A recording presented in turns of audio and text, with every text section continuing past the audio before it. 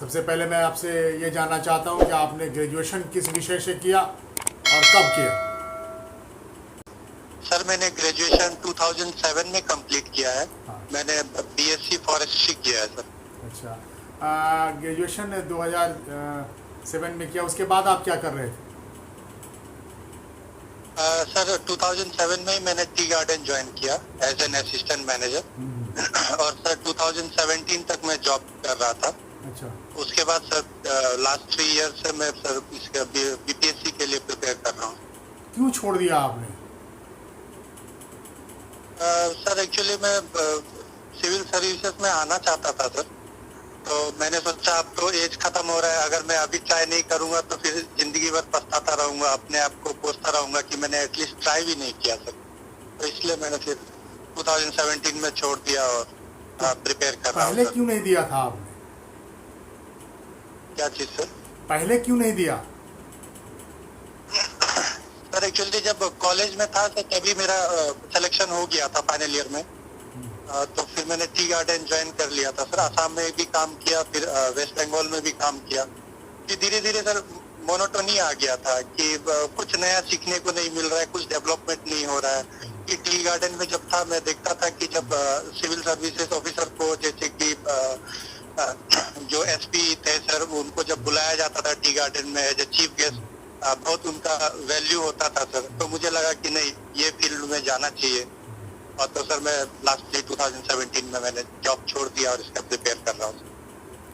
आपने फॉरेस्ट्री में की है, तो बिहार में बता सकते हैं कि अभी फॉरेस्ट का कितना क्षेत्रफल है? सर बिहार में 9.89 है फॉरेस्ट और ट्री कवर मिला के सर, और अगर से प्योरली फॉरेस्ट देखेंगे तो 7.67 है अच्छा, परसेंटेज फॉर। ठीक है। और अगर पूरे अभयारण्य क्षेत्रों को देखते हैं तो पहला अगर बता सकते हैं कि बिहार में कौन सा फॉरेस्ट वाला क्षेत्र जो है, या उद्यान हो या आप कहें अभयारण्य हो, किसको सबसे पहले इस्टेब्लिश किया गया? सर वाल्मीकि नेशनल पार्क है सर, जो वेस्ट चंपारण में है। उनको 1989 में सर नेशनल पार्क का दर्जा मिला था सर। अच्छा, उद्यान में अगर देखें तो? उद्यान का आइडिया नहीं है। अच्छा, तो ये गौतम बुद्धा जो गया में वन जीवन अभयारण्य है, ये कब इस्टेब्लिश हुआ? सॉरी सर, मुझे इसके बारे में कोई बात नहीं। अच्छा, ये मुझे बताइए कि सबसे बड़ा, अगर आप क्षेत्रफल के दृष्टिकोण से देखें तो वन जीवन अभयारण्य सबसे बड़ा बिहार का कौन सा है? बिहार का तो सर वाल्मीकि नेशनल पार्क है, जो कि एक वाइल्ड लाइफ सेंचुरी भी है सर। क्षेत्रफल के दृष्टिकोण से सबसे बड़ा है? मुझे जहाँ तक याद आ रहा है सर, एग्जैक्टली तो पता नहीं सर। नेशनल का तो पता है सर, हेमिस नेशनल पार्क है। कोई बात नहीं। अच्छा, ये चीज़ बताइए, ये फॉरेस्ट्री में आपने किया है और अभी सरकारें बहुत वृक्षारोपण पर और वनारोपण पर जोर दे रही। पहले तो मुझे ये बताइए कि ये वनारोपण और वृक्षारोपण में अंतर क्या है? सर वनारोपण जैसे हम ट्री, जब हम कोई बड़े एरिया में अगर प्लांटेशन करते हैं तो उसको वनारोपण बोलते हैं। और वृक्षारोपण पर्टिकुलर जैसे रोड साइड प्लांटेशन हो गया, अदर जो ऑफिसेस का गैलरी वगैरह हो गया सर, उधर में अगर प्लांटेशन करते हैं तो उसको वृक्षारोपण करते हैं। इसके लिए कोई टर्म भी यूज करते हैं वृक्षारोपण के लिए? वृक्षारोपण के लिए sir forest and tree cover जो बोलते हैं सर, तो ट्री कवर में आता है सर ये। अच्छा, सोशल फॉरेस्ट्री नामक कोई चीज होती है? क्या चीज सर? Social forestry. जी सर। सामाजिक वानिकी किसको कहते हैं? सर सोशल फॉरेस्ट्री ऐसी फॉरेस्ट्री है सर, इसका मेन एम ये होता है कि जो एक्चुअल फॉरेस्ट, अगर कोई विलेजेज या कोई एरिया के बगल में कोई फॉरेस्ट है तो उस पर प्रेशर प्रेशर रिड्यूस किया जाए और फॉरेस्ट के जो पेरिफेरी एरिया है वहाँ में कम्युनिटी, जो लोकल कम्युनिटी है, उनके साथ मिलके फॉरेस्ट का डेवलपमेंट किया जाए वहाँ, ताकि वहाँ से लोकल लोगों के लिए जो लकड़ी की जरूरत होती है या अदर है, जैसे एनिमल के लिए फॉडर की है, तो उनको पूरा किया जा सके सर, ताकि फॉरेस्ट पे प्रेशर ना आए। तो उसी को सोशल फॉरेस्ट्री कहते हैं। फादर ऑफ सोशल फॉरेस्ट्री किसे कहते हैं, किनको कहते हैं?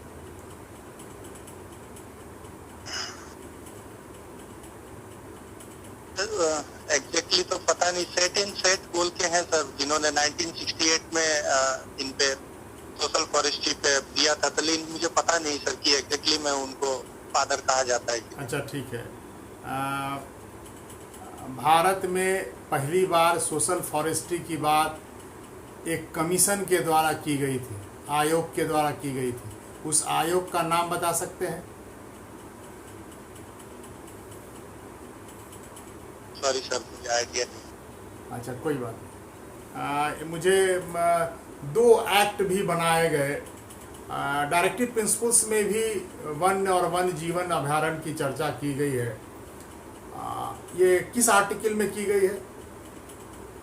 सर आर्टिकल 48A में किया गया है, जिसमें वाइल्ड लाइफ प्रोटेक्शन वगैरह की बात की गई है सर। और इसे जब संविधान बना हाँ, इससे संबंधित फिर 2 एक्ट इसको क्रियान्वित करने के लिए बनाए गए। उन दोनों एक्ट का नाम बताइए, ईयर बताइए, क्या एक्ट था वो?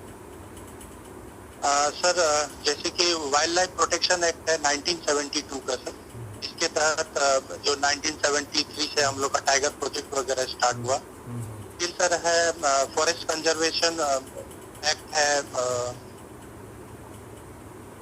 फॉरेस्ट कंजर्वेशन एक्ट 1980 का है सर। और एक है फॉरेस्ट पॉलिसी है सर, 1988 का है सर। और एक 1986 में है सर, अभी मुझे थोड़ा याद नहीं आ रहा। अच्छा मुझे ठीक है, कोई बात नहीं, बहुत अच्छा। मुझे ये बताइए कि बिहार सरकार ने अभी 2 जगहों पे अभ्यारण्य से संबंधित किसी पशु को लेकर के, जलीय जीव को लेकर के एक अभ्यारण्य में और रिसर्च सेंटर भी किया है स्थापित। और बता सकते हैं वो 2 जीव कौन है और कहाँ कहाँ स्थापित हो रहे हैं? हाँ सर, डॉल्फिन रिसर्च सेंटर बोलते हैं सर। डॉल्फिन हमारे दरभंगा में पाया जाता है सर, और रिसर्च सेंटर जो है वो पटना में खुल रहा है सर। और डॉल्फिन को लेकर के भागलपुर में ही सर बहुत बड़ा पार्क वगैरह हो रहा है, जो कि टूरिज्म को प्रमोट करेगी सर। और डॉल्फिन को तो सर 2010 में हम लोग का नेशनल एनिमल अभी दर्जा दिया गया है सर, वाटर एनिमल का। और कुछ और किसी जंतु के लिए हुआ है? इनिशिएटिव है सर। पटना में एक और जंतु के लिए हुआ है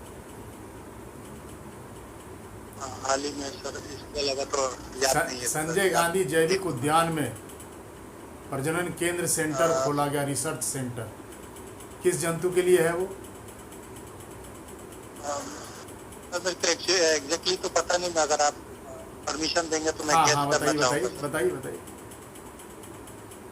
सर शायद राइनो पे किया है। हाँ, राइनोसोरस पे किया, एग्जैक्टली। चलिए कोई बात नहीं, आपने सही बताया। आप उसके बाद आपने ऑप्शनल कौन सा विषय लिया था? सर ऑप्शनल पब्लिक एडमिनिस्ट्रेशन लिया। पब्लिक एडमिनिस्ट्रेशन लिया, तो पब्लिक एडमिनिस्ट्रेशन लेने के पीछे क्या रीजन? सर इसमें पहले अगर मैं देखता हूँ, अगर मैंने अपने सब्जेक्ट को लिस्ट में नहीं पाया सर, जिसे मैं लेके चल सकता था, फॉरेस्ट्री लिस्ट में नहीं था। दूसरा, जब मैं सर स्टार्टिंग किया, मैंने 2017 में जब स्टार्टिंग किया, तो मुझे लगा कि न्यूज़पेपर एक बहुत बड़ा माध्यम है जिससे मैं इससे कनेक्ट हो पाऊंगा। तो जब न्यूज़पेपर पढ़ने के ट्रेंड में मैंने देखा सर पॉलिटी का बहुत अहम रोल है, तो मुझे लगा कि पॉलिटी को अच्छी तरह पढ़ना चाहिए। उसके बाद मैंने फिर सब्जेक्ट पे ध्यान किया, तो फिर मुझे सबसे ज्यादा सुइटेबल सर पब्लिक एडमिनिस्ट्रेशन लगा। और चूंकि मेरे पास टाइम कम था सर, इसका सिलेबस भी छोटा है, तो यही सब कारण था सर मेरा पब्लिक एडमिनिस्ट्रेशन में। अच्छा, अगर मैं पूछूं, जो आजकल बहुत चर्चा में भी रहा था कि लगता है कि अब फाइनेंशियल इमरजेंसी लगानी पड़ेगी, जो स्थिति कोविड-19 के समय में इकोनॉमी को में दिखाया जा रहा था डिक्लाइन फेज, तो लगा कि कहीं ऐसा ना कि भारत में पहली बार फाइनेंशियल इमरजेंसी इम्पोज करनी पड़ेगी। तो अगर ऐसी करनी पड़ती फाइनेंशियल इम्पोज तो क्या होता? सर अगर फाइनेंशियल इमरजेंसी लगने की नौबत अगर आ जाएगी सर, तो उसमें सेंट्रल गवर्नमेंट के पास पूरा पावर होगा फाइनेंशियल को रिलेटेड, और जितना भी जो स्टेट गवर्नमेंट का जो भी बजट है और उनका जो भी प्रोग्राम है ईयरली जो इम्प्लीमेंट करने का है, उन पे सेंट्रल गवर्नमेंट रोक लगा देगी और जिस प्रायोरिटी बेसिस पे देखा जाएगा। दूसरी बात है सर, जो सैलरी वगैरह भी जो सेंट्रल गवर्नमेंट या स्टेट गवर्नमेंट का है सर, उसमें भी कुछ रेस्ट्रिक्शन लग जाएगा, ताकि जो कंट्री का इकोनॉमी है सर उसको रिवाइव किया जा सके। ये सब कुछ मुझे लगता है सर होगा। अच्छा, ये 352 में इमरजेंसी की बात की गई, तो भारत में अगर इमरजेंसी लगाना हो तो कौन कौन से वो सर्कमस्टांसेस दिए गए हैं जब आप इमरजेंसी लगा सकते हो? सर एक तो वार के केस में है सर, एक एक्सटर्नल एग्रेशन के केस में है, और एक है सर इंटरनल आर्म रिवोल्ट के केस में सर। ये अच्छा, 3 केस में हम लोग नेशनल इमरजेंसी लगा सकते हैं। मुझे ये बताइए कि जो युद्ध की बात की आपने और उसके बाद आपने कहा कि जो है बाह्य आक्रमण, तो ये युद्ध और बाह्य आक्रमण में क्या डिफरेंस है? युद्ध सर एक बड़े स्केल पे देखा जाता है, जहाँ में हो सकता है एक कंट्री नहीं 2 या 3 कंट्री से भी लड़ाई हो, और एक्सटर्नल एग्रेशन कोई पर्टिकुलर एरिया में, सपोज जैसे अभी चाइना का केस देखने को मिल रहा है सर लद्दाख में, तो इसको हम एक्सटर्नल एग्रेशन के कैटेगरी में डालेंगे, इसको युद्ध के कैटेगरी में नहीं डालेंगे। मुझे यही डिफरेंस लगता है कि है सर। अच्छा, आर्टिकल 352 को देखें और आर्टिकल 356 को देखें, इन दोनों में जब संवैधानिक संकट उत्पन्न होता है तो आप देखेंगे इन दोनों में अंतर क्या होगा एक सिटीजन के दृष्टिकोण से? एक सिटीजन के दृष्टिकोण से सर, जब नेशनल इमरजेंसी लगती है तो सर फंडामेंटल राइट को सस्पेंड कर दिया जाता है, एक्सेप्ट आर्टिकल 20 और आर्टिकल 21 सर। बाकी अगर हम लोग 356 का देखें सर, तो ये स्टेट में लगता है प्रेसिडेंट रूल लगता है सर। इसमें फंडामेंटल राइट को रोका नहीं जाता है सर, सस्पेंड नहीं किया जाता है किसी भी केस में सर। यही सबसे बड़ा मुझे लगता है डिफरेंस है ये दोनों में सिटीजन को लेकर। आप मुझे आर्टिकल 21 में ये एक ऐसा आर्टिकल है जिसको लगातार सुप्रीम कोर्ट इसमें विस्तार करती जा रही है, आप मुझे जो लेटेस्ट 3 ऐसे चीज़ों को बताइए जिसे आर्टिकल 21 में शामिल किया गया। सर आर्टिकल 21 में अगर हम बोलेंगे तो सर जो हम लोग का नेशनल ग्रीन ट्रिब्यूनल जो 2010 में आया सर, उसका कॉन्सेप्ट भी इधर ही से निकल के आया, क्योंकि हमें इन्वायरमेंट से रिलेटेड प्रोटेक्शन मिलना चाहिए। दूसरा देखें सर 21A में जो राइट टू एजुकेशन की बात कही है सर, 6 से लेके 14 तक तो सब चिल्ड्रन को होना चाहिए, एजुकेशन मिलना चाहिए कंपलसरी, फ्री। आप मुझे जितना बता रहे हैं सब पहले का बता रहे हैं, आप इधर का बताइए लेटेस्ट वन जो अभी अभी शामिल हुआ। वही सब रिसेंटली वो 2017 का ही मुझे याद आ रहा है सर, गुट्टा स्वामी केस जो था सर, राइट टू प्राइवेसी को वहाँ डाला है।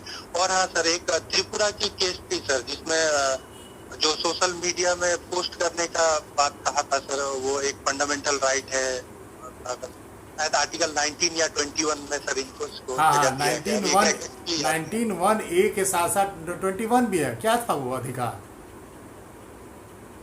जी सर, आप पहुंच गए हैं 19(1)(a) में उसकी बात की गई और 21 में उसको डाला गया, वो क्या है अधिकार? जी सर त्रिपुरा वाली केस सर? नहीं, वो इंटरनेट का अधिकार। जी सर, इंटरनेट का अधिकार। अच्छा कोई बात नहीं। अच्छा एक और भी अधिकार था, आपने बताया नहीं, वो था समलैंगिकता का अधिकार, वो भी शामिल किया गया। LGBTQ, हाँ वो भी शामिल किया गया। चलिए कोई बात नहीं। अच्छा अभी हमारे एडमिनिस्ट्रेशन में बड़ा परिवर्तन किया जा रहा, और हमारे प्रधानमंत्री ने एक मिशन कर्म योगी एक योजना लेके आए हैं, मिशन कर्म योगी। ये मिशन कर्म योगी है क्या? ये सर एक तरह का प्रोग्राम है सर, जिसमें हमारे प्रधानमंत्री ने कहा है आने वाले 5 साल में सर रिफॉर्म लाएंगे, चेंजेस लाएंगे, क्योंकि सिविल सर्विसेज में देखा गया है सर कि अब एक तरह का मोनोटोनी आने लग गया है सर। तो उनके लिए एक ट्रेनिंग प्रोवाइड करना जरूरी है। बहुत को ऐसे भी देख रहे हैं कि सर बहुत जल्दी छोड़ के चले भी जा रहे हैं, ज्यादा प्रेशराइज हो जाते हैं। तो उनके लिए एक तो ट्रेनिंग का ये एक माध्यम प्लेटफॉर्म बनाया गया है सर, जिससे ऑनलाइन के द्वारा उन्हें ट्रेनिंग दिया जाएगा, जो कि मुझे लगता है सर बहुत अच्छा इनिशिएटिव है। और जो लोग छोड़ के जा रहे हैं उनमें भी कुछ चेंजेस आएगा, कुछ नया सीखने को मिलेगा सर। ये देखने को मिलता है कि नया कुछ डेवलपमेंट नहीं हो पाता है, इतना पेपर वर्क है कि उसी में सब दबके रह जाते हैं। तो ये एक अच्छा इनिशिएटिव है, इसे 2024-25 तक कंप्लीट करने का लक्ष्य रखा गया। अच्छा, अभी सरकार ने आप कहें कि प्रशासन में पिछले दरवाजे से लोगों को प्रविष्ट कराया, यानी निजी क्षेत्र के लोगों को सीधे पॉलिसी मेकिंग में शामिल कर लिया, उच्च कोटि के आईएएस के ऊपर भी बैठा दिया। तो आपको सीधे आप एक आईएएस बनते हो तो पीटी, मेंस, इंटरव्यू और उसके बाद उच्च पदों पर पहुंचने में बहुत एक्सपीरियंस्ड बन करके आप पहुंचते हैं, और आप किसी व्यक्ति को सीधे प्राइवेट सेक्टर के से अनुभवी लोगों को कह करके और सीधे बैठा देना उनके ऊपर में, कहीं ना कहीं आपको नहीं लगता है कि प्रशासन के जो उच्च पद पे पहुंचने वाले लोग हैं उनके अधिकारों पर प्रहार किया जा रहा है? सर मुझे इसमें एकदम ही नहीं लगता कि प्रहार किया जा रहा है सर। इसमें मैं कुछ बात बोलना चाहूँगा सर। जैसे कि पब्लिक एडमिनिस्ट्रेशन और प्राइवेट एडमिनिस्ट्रेशन में अब डिफरेंसेस बहुत कम रह गया है सर। दोनों तरफ ज़्यादातर मोर और लेस सेम ही प्रोसीजर को फॉलो किया जाता है।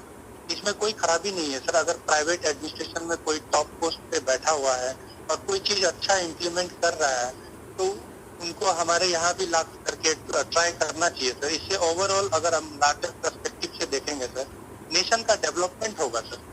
और अगर हम रोक दे रहे हैं तो कहीं ना कहीं हम डेवलपमेंट को एक वो जगह नहीं दे रहे हैं कि आकर के कुछ नया चीज हो, नया इम्प्रूवमेंट हो, नया इम्प्लीमेंटेशन हो। तो मैं इसे गलत नहीं मानता हूँ सर। ये बहुत एक अच्छा इनिशिएटिव है अच्छा, नेशन के लिए सर, अगर नेशन के हिसाब से सोचेंगे। ठीक है, ठीक है। सरकार के जो वित्तीय कार्य होते हैं इस पर नियंत्रण के लिए कौन सी समिति कार्य करती है? संसदीय समिति जो फाइनेंशियल को लेके सर? जी,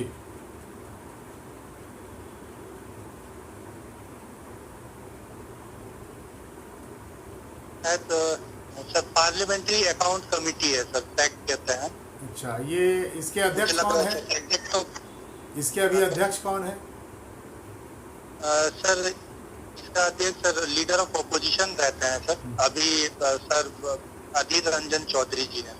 अच्छा, इस कमेटी का काम क्या होता है? सर इस कमेटी का काम होता है सर, जो भी प्रोग्राम हो रहा है, जो भी फाइनेंशियल रिलेटेड जो भी वर्क होता है सर, उसका एस्टिमेट करना कि कितना बजट है, कितना लगेगा, उसका सही मूल्यांकन करके गवर्नमेंट को बताना कि इतना एक्सपेंडिचर होगा, इतना लगना चाहिए। तो उसी के बारे में पूरा डिटेल देते हैं सर, कोई भी प्रोग्राम को इम्प्लीमेंट करने का। अच्छा, ये मुझे बताइए कि जो सरकार के जितने भी वित्तीय कार्य होते हैं उसका ऑडिट कौन करता है? सर फाइनेंस मिनिस्टर करते हैं सर, कि सीएजी करती है? कैग करती है? हाँ सर, सीएजी जो भी ऑडिट करते हैं सर। तो कैग जो होती है वो कैग अपनी रिपोर्ट किसको देती है? कैग प्रेसिडेंट को अपना रिपोर्ट एवरी ईयर सबमिट करती है। सदन पर वो रखी जाती है कैग की रिपोर्ट, तो वो कहाँ किसके पास जाती है? सर पहले प्रेसिडेंट के पास जाती है सर, फिर प्रेसिडेंट उस चीज को सर पार्लियामेंट में लोकसभा में प्रस्तुत करती है पहले सर। आप यहीं पे गलती कर रहे हैं।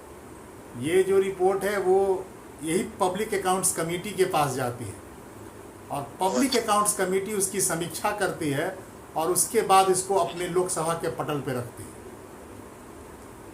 Thank you sir. हाँ ठीक है, इसको ध्यान रखिएगा। चलिए कोई बात नहीं।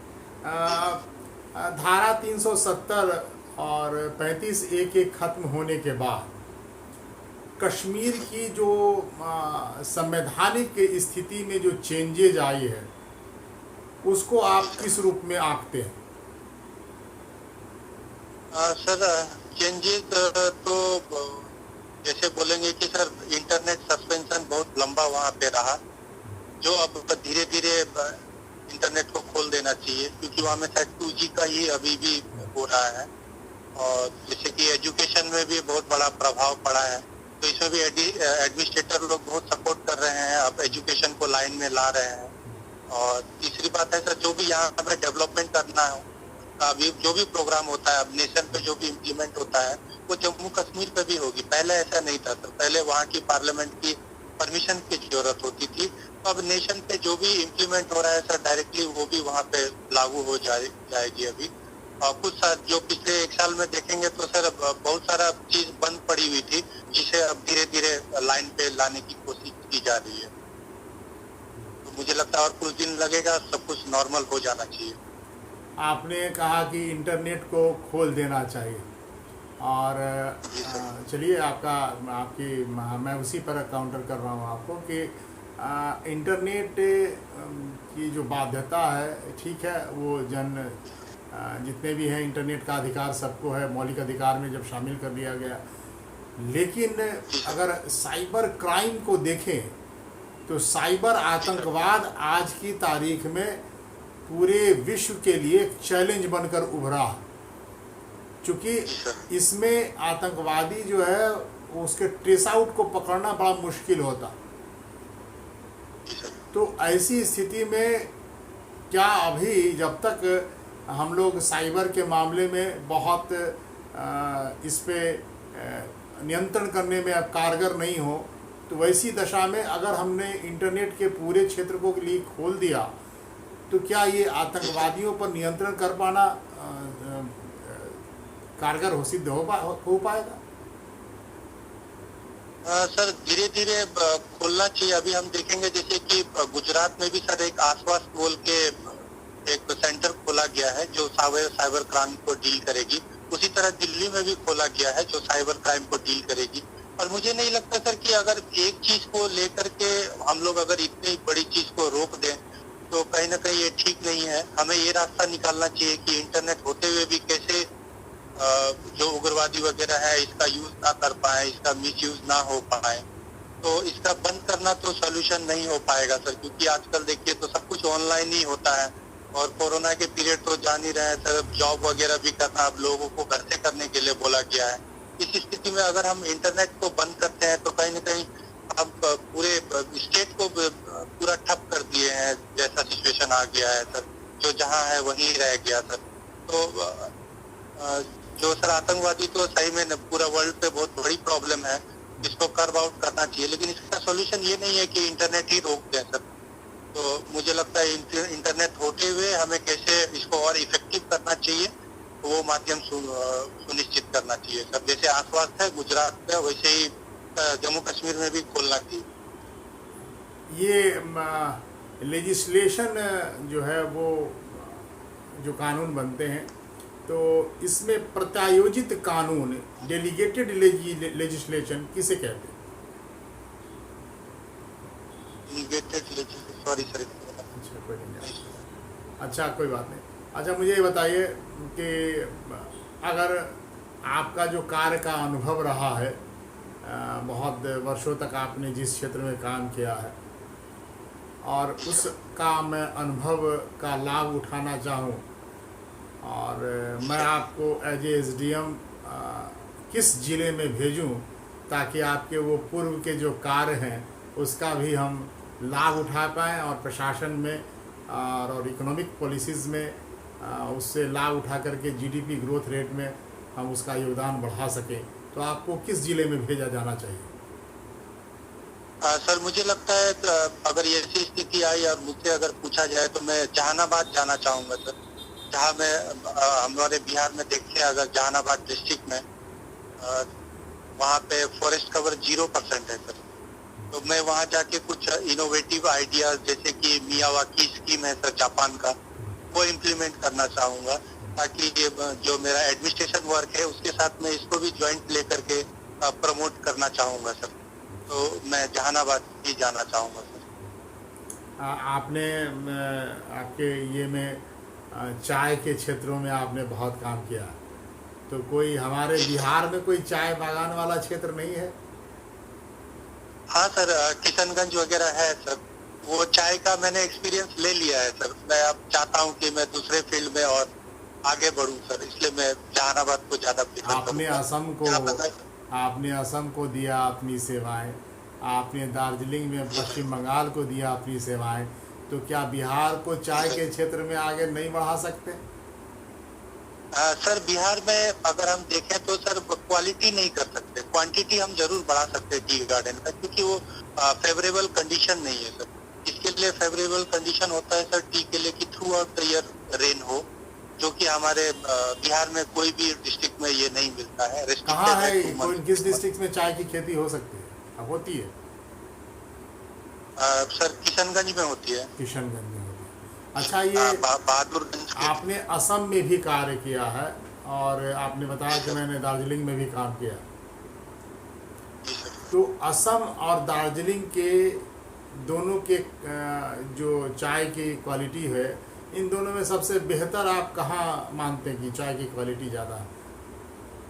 सर दार्जिलिंग का क्वालिटी सबसे अच्छा है अगर हम देखेंगे सर, क्योंकि एरोमा इधर ज़्यादा है। आसाम में सर क्वालिटी तो होता है लेकिन क्वांटिटी पे ज़्यादा जोर दिया जाता है, जितना मैंने एक्सपीरियंस किया है। अच्छा, और दार्जिलिंग में क्वालिटी पे दार्जिलिंग का जो पर्वतीय क्षेत्र है वहाँ के लिए अलग संवैधानिक प्रावधान है। ये जो प्रावधान है वो किस आर्टिकल में है और कहाँ है?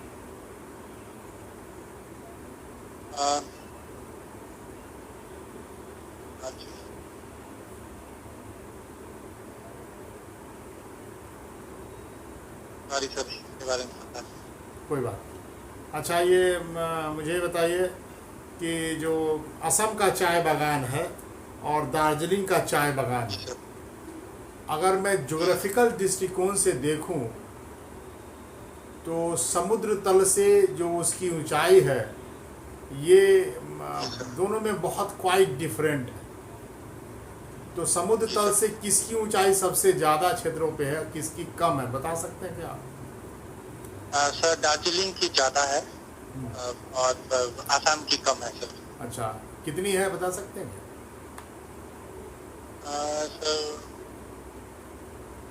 दार्जिलिंग का सर 6000 मीटर के आसपास है सर, और आसाम का 300-400 के आसपास है शायद सर, पूरा कंफर्म नहीं है सर।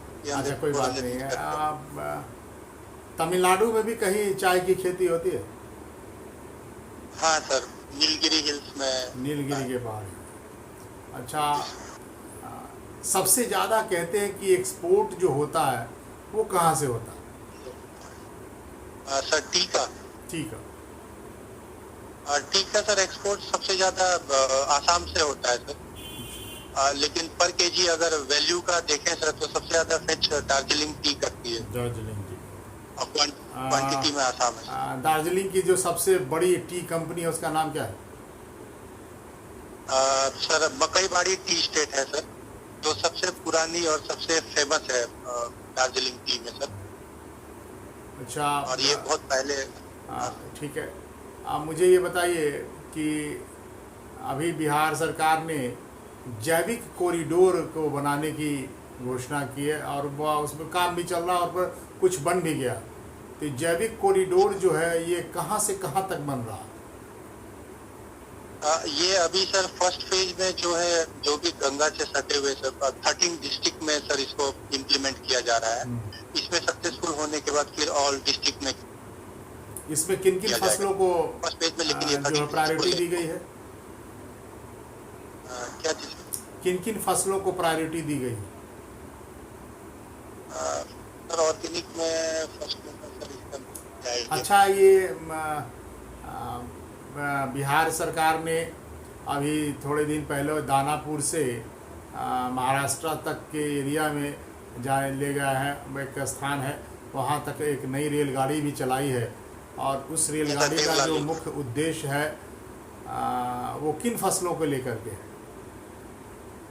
सर जितना भी जो भी फ्रूट्स और वेजिटेबल है सर, जो समय पे मार्केट पे नहीं पहुंच पाती है, उनको लेकर के ये किसान रेल शुरू किया गया है, ताकि किसानों को इससे फायदा हो। बहुत सारा चीज हम देखते हैं कि अभी भी कोल्ड स्टोरेज वगैरह नहीं बनी हुई है सर, तो अगर वो डायरेक्टली अगर इसको दूसरे स्टेट में या रास्ते में भी सेल कर सके तो ये बहुत अच्छा रहेगा सर। ये किस तो योजना के तहत हो रहा है? इसका एक नारा दिया गया है सर, फार्मर का इनकम डबल करना सर। नहीं, वो तो ठीक है, डबल का इनकम करना है, एक नारा दिया गया है, उस नारा के तहत ही ये कार्य हो रहा है। सॉरी सर, नारा के बारे में मुझे अच्छा नहीं पता। भारत के हर थाली में बिहार की तरकारी।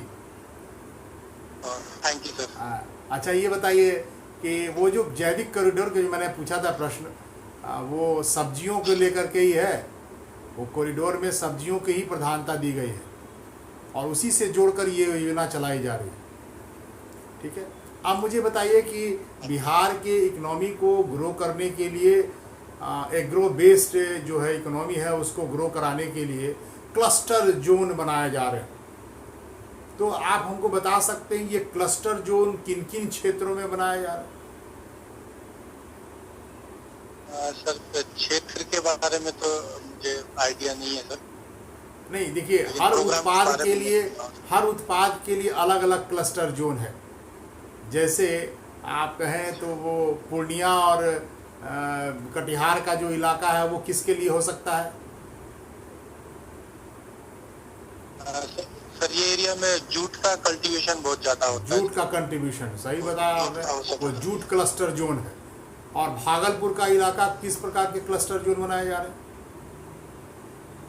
कहाँ पे सर? भागलपुर। भागलपुर में सर राइस वगैरह का हो सकता है सर, आइडिया नहीं है सर। सिल्क का सिल्क हाँ। जी सर। और मुजफ्फरपुर समस्तीपुर का जो इलाका है वो किसके लिए बनाया जा रहा है? मुजफ्फरपुर समस्तीपुर,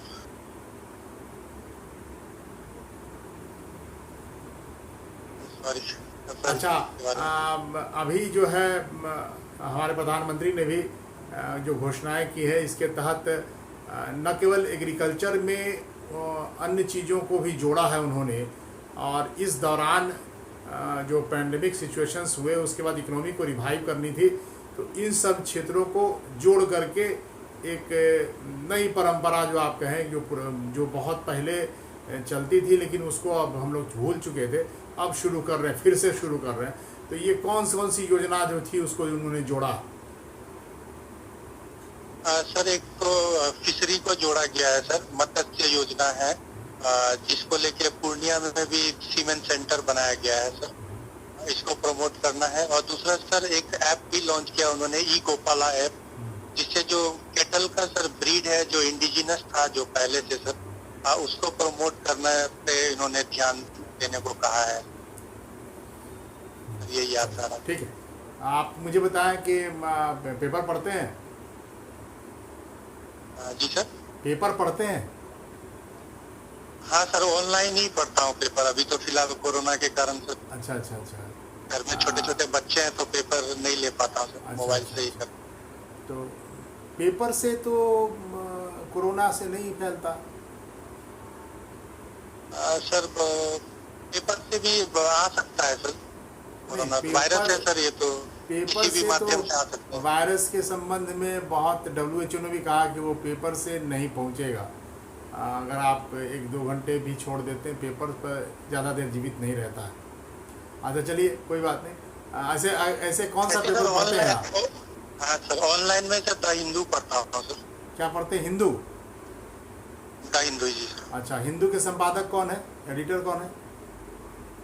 सर अभी पार्था सारथी सर है अच्छा संपादक। अच्छा अच्छा, ठीक है। आप ये बताइए कि इन एक दो दिनों में जो आप मुख्य समाचार आपने पढ़ा है, एक अंतर्राष्ट्रीय स्तर की खबरें बताइए, एक नेशनल की बताइए, और एक जो है हमारी राजकीय खबर बताइए।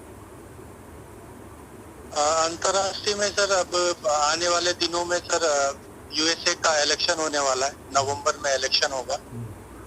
और नेशनल लेवल पर हम देखें तो सर अभी हाल ही में जब हम देखते हैं अप्रैल मई जून का जो फर्स्ट क्वार्टर का पीरियड गया है हम लोग का सर, जो जीडीपी है कॉन्ट्रैक्ट कर गया है 23.9% पे सर। ये बहुत बड़ा इशू एक बना हुआ है। और बिहार में देखें तो सर अभी एक क्रांति योजना का शुरुआत किया गया है 9 अगस्त को। क्रांति योजना का शुभारंभ हमारे सीएम ने ये किया क्या है क्रांति योजना? हाँ सर, क्रांति योजना क्या है?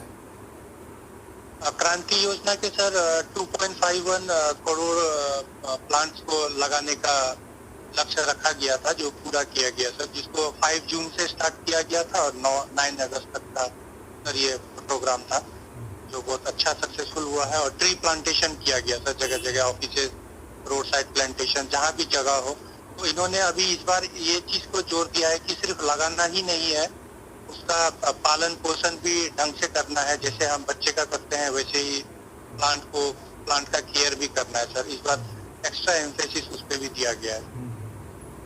अच्छा, आपने प्रेसिडेंशियल इलेक्शंस ऑफ अमेरिका की बात की, तो मुझे जरा इसका प्रोसीड्योर बता सकते हैं? प्रोसीजर सर वहाँ एवरी 4 ईयर में होता है प्रेसिडेंशियल इलेक्शन। तो अभी जैसे रिपब्लिकन पार्टी के लीडर हैं, तो अभी इलेक्शन होने वाला है, नवंबर में इलेक्शन होगा। वहाँ में सर डायरेक्ट वोटिंग होता है। जो प्रेसिडेंट का इलेक्शन होगा तो पब्लिक वहाँ की जो है सिटीजन है वो डायरेक्ट वोट करेगी, और डायरेक्ट वोट करके जो सर उसमें आगे आते हैं उनको मिलता है। तो उनके ऑपोजिशन में अभी जो बाइडेन है, तो अभी इन्हीं दोनों का मेन कैंडिडेट यही दोनों है। अच्छा, मान लीजिए कि मैं आप थोड़ी सी पीछे ले चलता हूँ। हमारे प्रधानमंत्री जी वहाँ गए थे, मोदी जी, और वहाँ उन्होंने अब की बार ट्रंप की सरकार, और हाथ उठाकर उन्होंने इस प्रकार से घोषणा कर दी। तो आप मुझे बता सकते हैं कि ऐसा कर दिया, अगर मान लीजिए कि ट्रंप की जो सरकार है वो ना आने पाए, ठीक है, विपक्षी जो है वो जीत जाए, ऐसी दशा में अमेरिका के साथ हमारी रिलेशनशिप कैसी रहेगी? सर मैंने जितना स्टडी और जितना एनालिसिस किया है सर, उससे मुझे ये पता चला है कि सर दोनों में से कोई भी जीत जाए, चाहे डेमोक्रेटिक पार्टी हो चाहे लिबरल पार्टी आए, रिलेशन हमारी खराब होने नहीं जा रही है। क्योंकि सर हम ऑलरेडी एक ह्यूज पॉपुलेशन वाली कंट्री है। दूसरी बात, हम लार्जेस्ट डेमोक्रेसी है हमारे यहाँ। तीसरी बात सर, हमारे यहाँ मार्केट बहुत ज्यादा है। आज हम ग्लोबल वर्ल्ड में देखें तो सर कोई भी फ्रेंड नहीं है, सब अपने बेनिफिट के लिए सोचती है। तो मुझे लगता है उनके लिए भी ये बहुत एक लार्जर, बहुत बड़ा मार्केट है। तो आने वाले दिन में इसमें कोई खास फर्क नहीं पड़ेगा। सिर्फ इशू एक ही है जो बाइडेन ने कश्मीर को लेके उठाया था, उन्होंने इसके बारे में वो थोड़ा इसके सपोर्ट में नहीं थे जो वहाँ पे हुआ है। तो इसके अलावा बाकी सब जगह वो भी हमें सपोर्ट करते हैं, और मुझे नहीं लगता है कि ये कोई बाधा बनेगा, क्योंकि सब अपनी बेनिफिट देखती है। तो बहुत अच्छा ये दोनों का म्यूचुअल बेनिफिट होगा सर। और दूसरी बात है कि सर चाइना को भी अभी टैकल करना है, जो कि एक ह्यूज इकोनॉमी वाली कंट्री है और ह्यूज पावर लेके जो जिस प्रकार से एग्रेशन पूरे चारों तरफ एरिया में दिखा रही है, उसको टैकल करने के लिए अभी इंडिया सबसे अच्छी हमारी जो फॉरेन पॉलिसीज रही है वो नॉन अलाइंड की रही है, ऑलवेज गुट निरपेक्षता की रही है। हम ना रूस की ओर जाना चाहते हैं पूरी तरह, ना हम अमेरिका की ओर जाना चाहते हैं पूरी तरह। लेकिन जी सर। आपको नहीं लगता कि डिप्लोमेसी में कहीं चूक हो गई? ऐसा परहेज करना चूक चाहिए था। मैं चूक तो नहीं कहूँगा सर। हाँ, शुरू में जैसे हम लोग नॉन अलाइनमेंट मूवमेंट हमने शुरू किया था, हमने भी ज्वाइन किया 1961 में। और उस टाइम में देखिए तो सर वर्ल्ड में बाइपोलर थी सर, एक तरफ यूएसएसआर थी, एक तरफ यूएसए थी। फिर धीरे धीरे जब हम आगे बढ़ते हैं 1991 के बाद यूनिपोलर हो गया वर्ल्ड, तब यूएसए का दबदबा था। और उसके बाद अब देखते हैं हम सर मल्टीपोलर हो गया। तो समय के साथ हमने भी अपनी पॉलिसी को चेंज किया है सर। अभी हम फुल्ली नाम पे बेस्ड नहीं है सर। और आज के दिन नाम में रह करके भी अगर उतना बेनिफिट मुझे दिखाई नहीं देता है, हमें कहीं ना कहीं कोई साइड में जाना पड़ेगा सर। जिस तरह की वर्ल्ड हो रही है, हम बीच में रह करके नहीं चल सकते सर। और वो चीज अभी प्रेजेंट गवर्नमेंट में भी देखने को मिलती है। अच्छा, मैं फिर से पंचायतों की ओर जा रहा हूँ। पेशा एक्ट किसे कहते हैं? पेशा एक्ट,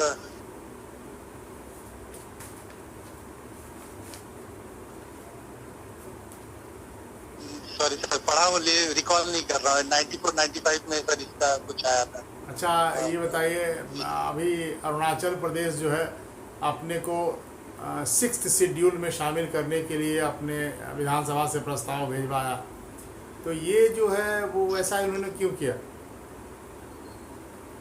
सर 6 शेड्यूल में जाने से सर कोई भी स्टेट है या फिर यूनियन टेरिटरी जो अगर 6 शेड्यूल में चला जाता है सर, तो उसको एक्स्ट्रा पावर मिल जाती है। और अगर वहाँ को लेकर के अगर कुछ पार्लियामेंट में पास करना होता है तो वो इजीली पास नहीं कर पाते हैं। मतलब कोई पार्लियामेंट में ऐसा प्रावधान नहीं है कि उस पर कुछ चीज थोपा जाए या लागू किया जाए।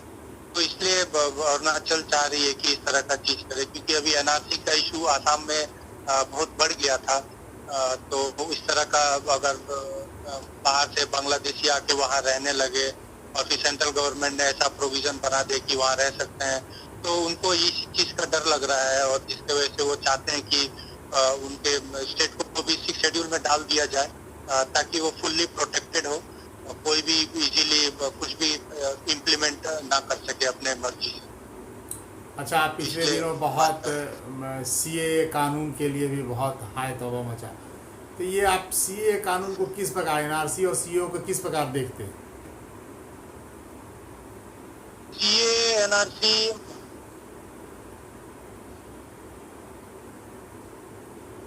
सर, एनआरसी तो होना चाहिए, सही बात है। ये हर कंट्री का नेशनल रजिस्टर ऑफ सिटीजन पूरे में होना चाहिए, जैसे कि आसाम में हुआ 2017 से लेकर के 2018-19 में कंप्लीट किया गया इसको। ये एक अच्छी चीज है, लेकिन अभी हमें ये समझना पड़ेगा सर कि हमारी पॉलिसी पहले से ही ऐसी रही है कि जो भी बाहर से रिफ्यूजी आते हैं हम उसको शरण देते हैं अपने यहाँ। तो पहले हम लोग को वो चीज को देखना पड़ेगा सर, उस चीज को इम्प्लीमेंट करके कि हाँ, कि अब से अगर कोई आ रही है, कोई रिफ्यूजी आ रही है, तो हम उसको नहीं लेंगे।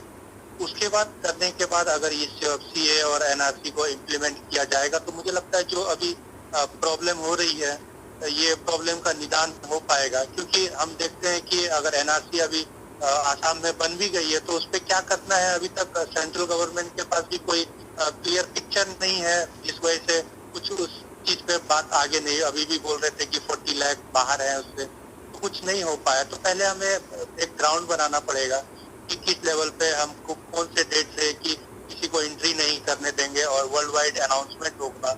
उसके बाद ये करने से मुझे लगता है ज्यादा इफेक्टिव और सब लोग एक्सेप्ट भी करेंगे सर। चलिए, मैं आपका साक्षात्कार समाप्त करता हूँ, समय समाप्त हो रहा है।